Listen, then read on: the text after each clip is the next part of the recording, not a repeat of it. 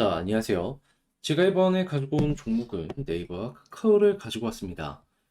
일단 이 두 종목 모두 좀 약한 모습들이 보여주고 있는데, 근데 가격적으로는 그렇지만 과거에 상승을 만들었던 이 큰 틀로 보면 좀 되게 좋아졌거든요.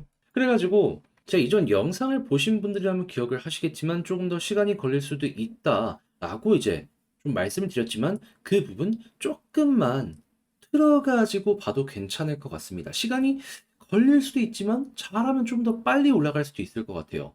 무엇 때문에 이 반등에 대한 기대감이 이전보다 좋아졌다라고 생각을 할 수 있는지 하나씩 살펴보도록 할 테니까 들어보시고 도움 된다면 구독과 좋아요 한번 꼭 눌러주시면 감사드리겠습니다. 자, 일단 제가 네이버와 카카오를 보는 요 시선 여러분들께 꾸준하게 말씀드리고 있죠. 뭐?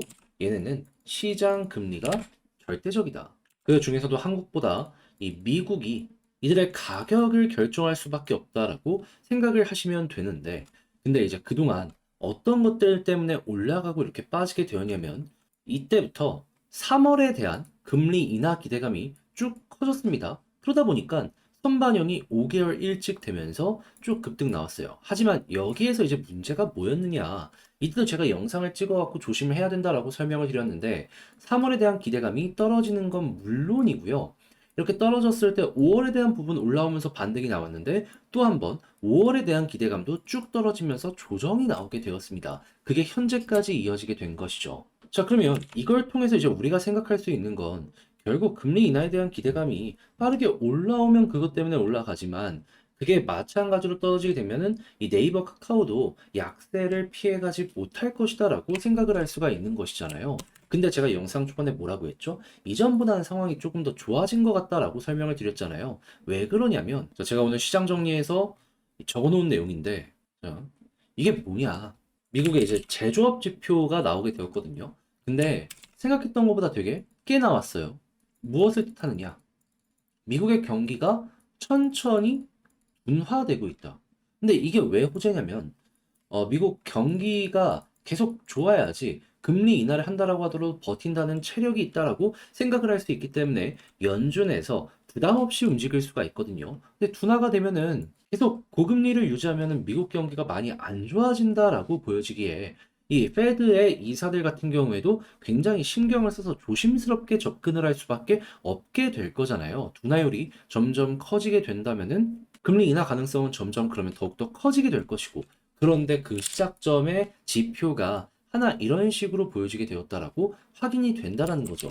거기다가 최근에 발표되었던 개인 소비 지출 같은 경우에는 저번 달보다는 높았지만 그래도 예상치만큼 나왔고 그리고 전년 동월 대비보다는 확실하게 낮은 모습이 보여주게 되어가지고 CPI가 저렇게 올라갔는데 PC가 이거밖에 안 돼? 나름 호재로 사람들이 인지하게 되었고요. 그러니까 이 내용이 나오자마자 6월달 금리 인하 가능성이 60% 초중반까지 떨어지게 되다가 75%까지 올라가게 되었고 바로 여기에 반응해서 미국의 국채 가격이 올라가게 된 것이죠. 자, 그러면 선반영 이렇게 됐네요. 앞으로 그럼 우리가 생각해야 되는 건 뭘까요? 심플하게 이 가능성이 점점 높아지는 모습이 보여지고 국채에서 매수가 더욱더 늘어나는 모습이 보여지게 된다면 그럼 사람들은 금리 인하에 지금 베팅을 한다라고 볼 수 있기 때문에 야, 이거 상승을 만들었던 이거 다시 한번 또 반복이 되겠구나 라고 생각을 하면서 여기서 지켜보시면 그만이다라는 겁니다.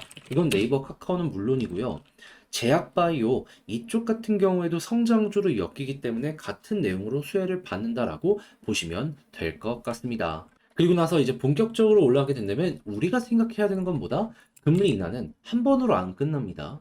지금 올해만 하더라도 3회가 최소치다라고 이야기 드리고 있고요. 최종적으로 3.75, 2.75 이게 나오고 있거든요. 여기까지 빠지게 될 거예요. 그러면 금리 인하의 끝이 보여지게 된다라고 하면은 거기가 고점이구나라고 생각을 하시면 될 것 같습니다.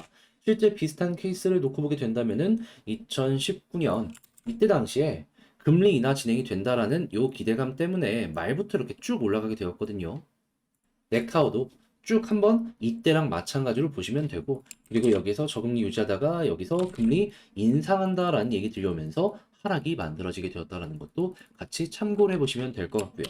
자, 그러면 어떻게 보면 추세를 먹기 좋은 종목이 네카고 이전보다 상황이 좋아지고 있구나. 다시 한번 분석을 할 수 있을 것 같은데 요거를 이제 총정리를 하면서 이 영상을 마치도록 할 텐데 요거 이제 기준으로 볼 수 있는 내용들도 한 가지만 더 말씀드리면 요 수급 쪽에서 외국인 기관 많이 들어온지 보시고요. 그리고 네이버 같은 경우에는 분할 상장에 대한 악재가 있기 때문에 올라가는 거는 시장의 분위기에 맞춰갈 수는 있겠지만 카카오보다는 약할 수도 있다라는 건 감안을 하시면 되겠습니다. 자, 그럼 한번 총정리 다시 한번 해볼게요.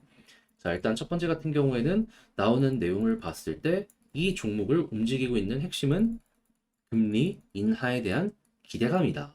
요 가능성, 퍼센테이지에 따라 갖고 지금 반응이 오고 있는데 최근에 나오는 소식은 뭐였다? 굉장히 긍정적이었다.